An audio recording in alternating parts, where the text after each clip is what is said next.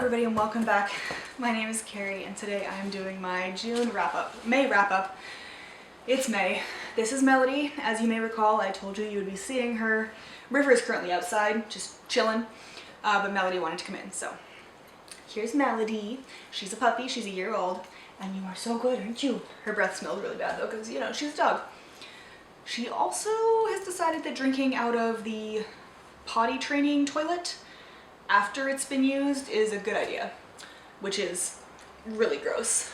But anyway, let's get into this video. So if I can get my Goodreads to, okay, Melody, this isn't gonna work for either of us, dear. I know, baby. If I can get there with a dog on my lap, maybe. Yeah, I know, you are so needy, aren't you? You never get any attention. Right then. Okay, we are going to go through them with the physical ones first, starting with Kari-ng, William Dalrymple, and Anita Anand. This is a nonfiction book about the Kari-ng, which is one of the more famous diamonds in the world, this one and the Hope Diamond. I have not read a book about that one yet. If you know any good ones, let me know down in the comments. This was fantastic. William Dalrymple writes the first half, Anita Anand writes the second half, so he writes sort of the more mythological, origins of it. Krishna gets involved somewhere along the line, and we're not really sure exactly where it's been. At some point it was taken to, I believe it was Iran, Middle East area, Afghanistan? I wish I could remember. Somewhere there. And then it made its way back, essentially because of a gamble. And then the British came in and took it and cut it down to a ridiculously small size. It's still a ridiculously large diamond, but it's about half the size of what it was, which is mind-boggling. Anyway, I really enjoyed this. I think I'd give it a 4 or 5 stars because it was just, it was so good. It was so well written and so engaging but easy to read, and it had a ton of information in it that I had never known. I think it did a pretty good job of staying relatively neutral. There were times when I thought it called out Britain's colonialism, but overall I think it did a pretty good job of staying neutral and not calling out one nation or another, or one people or another for losing the diamond or how they gained the diamond or what have you.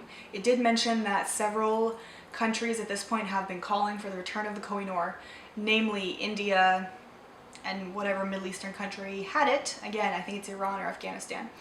I believe Pakistan has also called for it, because at some point in its history they all had it. Will Britain give it back? No. Do I think they should? Probably, but that's not my decision to make. And then there's motorcycles or something. Then I read The Ballads of Songbirds and Snakes by Suzanne Collins. I gave this one 3 out of 5 stars. It is the story of President Snow many years before he becomes President Snow. He's ancient by the time we see him in the Hunger Games. I mean, really, he's about 20 and not quite 20 in this, but it's 65 years more, so he's in his 70s by the time we see him. I mean, that guy is doddering, or at least in my mind 70s is doddering. I recognize that not everybody, most people aren't doddering in their 70s, but in my head that's just where you hit old. I can't explain it. Anyway, we follow him as he and his classmates are told basically to fix the Hunger Games and make them into what we saw in the trilogy. I enjoyed that bit of it. He's not a likable character though, and I don't understand why this particular story needed to be told. I think it would have been more interesting from a different perspective, or just in short stories or essays about the world and how it came to be as we know it, rather than a full-length novel about a guy that we already know becomes a tyrannical despot that nobody likes. Just my opinion.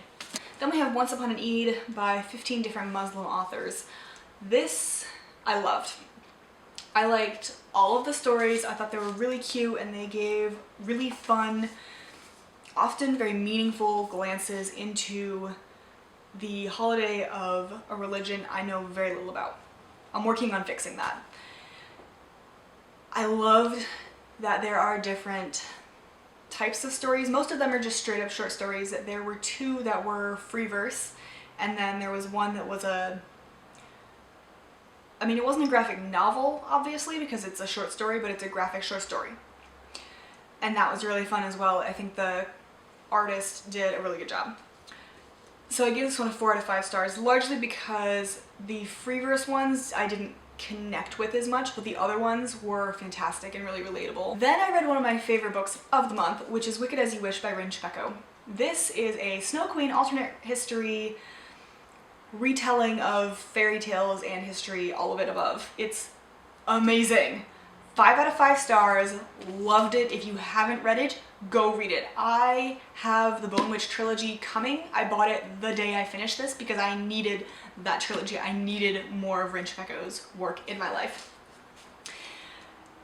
It is set in Arizona. After the American Revolution, we made Washington a king. We did actually offer to make Washington a king, by the way.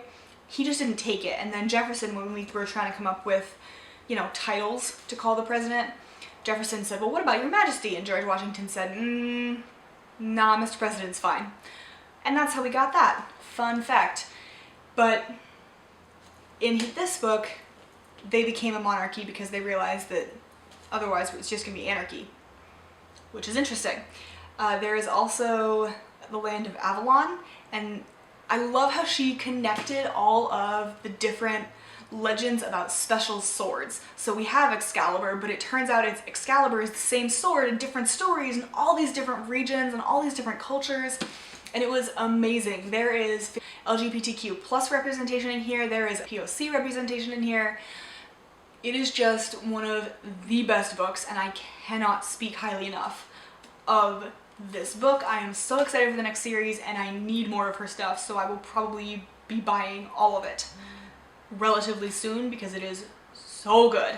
I also read House of Earth and Blood or Crescent City by Sarah J. Maas. This I also gave 4.5 stars.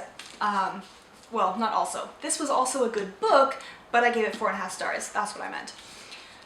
I gave it 4.5 stars because the first 100 pages are definitely info dumping, and they're very heavy on the info dumping. However, it has fantastic sort of rivals to lovers, slow burn, angsty, murder mystery. Oh god, it is so amazing.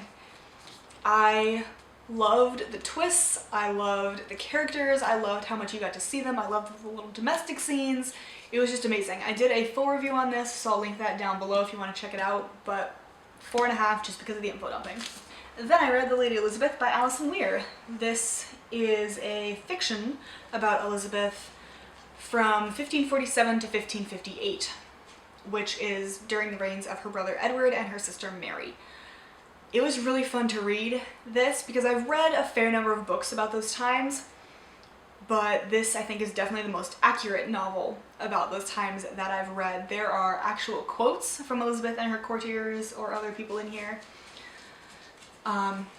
She does note in the acknowledgements or the author's note at the end that she tried to be extremely accurate in this book, with the exception of the flirtation between Thomas Seymour and Elizabeth and the consequences of that, but there's no evidence one way or another. And I really liked that she played with that, but also explained it and just sort of really went for it. It was fantastic. Then I read The Tower, the Zoo, and the Tortoise by Julia Stewart. This was, oh, I forgot to tell you, I gave The Lady Elizabeth, I think, 5 stars, because I really like Alison Weir's work. Tower, Zoo, and the Tortoise by Julia Stewart. This I also gave 5 stars. It is quirky and whimsical and dark and hilarious. This is possibly one of the most British humor books I've read in a long time. It follows a beefeater or a yeoman warder at the Tower of London and his wife, the Joneses. She works in the London Underground Office of Lost Property, there we go, where they have 157 pairs of false teeth. at least in the book. And he works at the Tower of London as a young warder. So he gives people tours and he stands there in fancy livery that hasn't changed since the 16th century, kind of a thing. Very cool. Love the tower. It's amazing. Gruesome history, but it's really fun to go. So, turns out, this is set sometime in the 2010s, I think, that, well, early 2000s. Anyway, the royal family comes to him and says, you know what? We want to put a menagerie back in the tower. We're not going to feed an ostrich nails anymore like they did in Victorian times, because we know better, but we want to put a menagerie back in there. And we're going to have you take care of it. And Mr. Jones says, okay. Balthazar, his name is Balthazar. He also has a 111-year-old tortoise as a pet. But this book deals with grief, and it's just very random as well. I loved how it dealt with grief, and I loved that it was sort of a journey tale, but sort of not. The penguins go missing, and the giraffes show up at the tower that are not meant to show up at the tower. So we have to figure out who did that, and all of the little relationships in between as well are fantastic. There's a couple of sort of flashbacks that are more memories of Mr. Jones and Mrs. Jones, and it's just, I loved this book. It is cute and quirky and a fast read and fantastic. And the last physical book is Wicked Weaves by Joyce and Jim Levine. This is a Renaissance Festival murder mystery, and I think I gave it 4 out of 5 stars, mostly for the atmosphere. I really enjoyed that. I'm curious how this is going to continue in the series, because she's already found a love interest in this one, and there's, I think, 9 books at least. So whether she stays with him or doesn't will be interesting, because it sounds like she's gonna, but I don't know. I did really enjoy it. Like I said, our main character seems a little bit incompetent, might be the word. She just sort of jumps to conclusions every which way, which makes it interesting as a reader because you can see what her thought process is, but at the same time it's wishy-washy. But I did enjoy it. I gave it a 4 out of 5, and I will continue the series. Now we get into the ones not in hard copy. First one being A Tale for the Time Being, which I gave 4 out of 5 stars. Content warning for suicide, abuse, assault, and rape, and probably a couple of others. This one was interesting, for sure. So it starts out with Tokyo, a 16-year-old now, has decided there's only one escape from her aching loneliness and classmates' bullying. She wants to kill herself, but she decides to write the life of her great-grandmother, and then somebody across the ocean finds the diary after the 2011 tsunami. And so Ruth, the one who finds it, gets pulled back into now's history and wants to find her so she can stop her killing herself. It was a fascinating book. I loved how it described the cultures and how the differences between Ruth and now were described. I did really like the audiobook. I would recommend listening to it if you have a little bit more brain power. I would like to reread it when I have a little bit more attention to spare, but I really enjoyed it. We have the Air Affair. Then we have The Air Affair by Jasper Fforde, which was a recommendation from Abby over at Autumn of Pelennor. This is a quirky, time-traveling British murder mystery with literary characters and devices, and it's... Books and literature has become a huge thing in this series, and so people time travel, and our main character is one of the time travelers because you have to have a special license or something to do it. And it's very dry British humor, it's very fascinating. I loved all the references to various classics and other literature. It was just fantastic. I gave it 5 out of 5? 4 out of 5? Yeah, I gave it 4 out of 5. Then we have A Reaper at the Gates by Sabathir, which I gave 3 out of 5. I enjoyed it. Oh no, I gave this one 4 out of 5. I like this one better than the first two. It was pretty good. Not my favorite still, but I definitely see how people enjoy it, and like I said, I enjoyed this one a lot more. I read Gathering Blue by Lois Lowry, which is the second one in the Giver Quartet. This one I gave 4 stars. I read this one in 5th grade and loved it. On reread, I still loved it. I love that the color blue runs through it all. I liked that she had a disability and that's what made her special. I liked the sort of idea of family that ran through it as well. I just really enjoyed that book.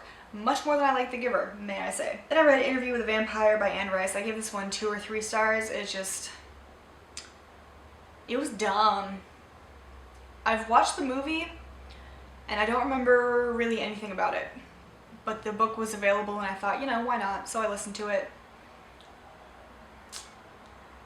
I don't remember anything about it, which tells me it was really dumb. I read Dandelion Wine by Ray Bradbury, which I think I gave 2 stars, maybe 1, probably 2. It wasn't what I thought it was going to be, it wasn't what I wanted, and it wasn't great. It's a short story about essentially his growing up in a small town. I read Tidelands by Philippa Gregory. This one I enjoyed. It was set in the 1640s, I want to say 1648 or 49, right before Charles I is about to lose his head. And it's set out in this little marshy island somewhere on the coast of England. A fishwife gets involved without really realizing it in a rescue attempt of Charles I, and it goes from there. And so it was really fascinating to see the politics of the English Civil War play out through the eyes of a fishwife. Then I read The Help by Catherine Stockett. This one I gave 3 out of 5. There were bits that I really liked, but by the end of it, it was, for me, similar to Kill a Mockingbird. Maybe a little bit more subtle, but it still felt like a feel-good story for white people in that it didn't really tell you all that much about the black women's lives. It was more of the white women's reaction to the black woman saying something. And that was uncomfortable to me, and I didn't like it. I recognized that the story was well written, but that's about all I've got. Then I read Something Wicked This Way Comes by Ray Bradbury. This one I gave it 3 stars. He writes very good creepy stories. He just does. That's what he's good at. It wasn't the most exciting story. It wasn't really the story that got my blood pumping. It wasn't my favorite of his. Sound of Thunder? Not that one's good. But it was still an enjoyable story. I read The Lovely War by Julie Berry, and oh my god, I gave this one 5 stars. It is the gods, specifically Aphrodite and Ares, telling Hephaestus in a court of law the story of these 4 different people in World War I. And the theme is essentially, does love or war win out? Loved it. Fantastic. Amazing book. I ordered the physical copy the moment I finished this book because I am in love with it. So good. 5 out of 5. And lastly, I read James and the Giant Peach. This is by Roald Dahl, and it is a story about a boy who has abusive aunts, runs away, and gets stuck in a giant peach that takes off on a trip with a giant scorpion, ladybird, and caterpillar. And spider. There's a spider. It was fun. It was cute. I gave it 3 out of 5. Again, not my favorite of his short stories or his novels, but it was cute and it was fun and it was a good read. So those are all of the books I read in May. I hope you enjoyed, and I'll see you in the next video. Bye.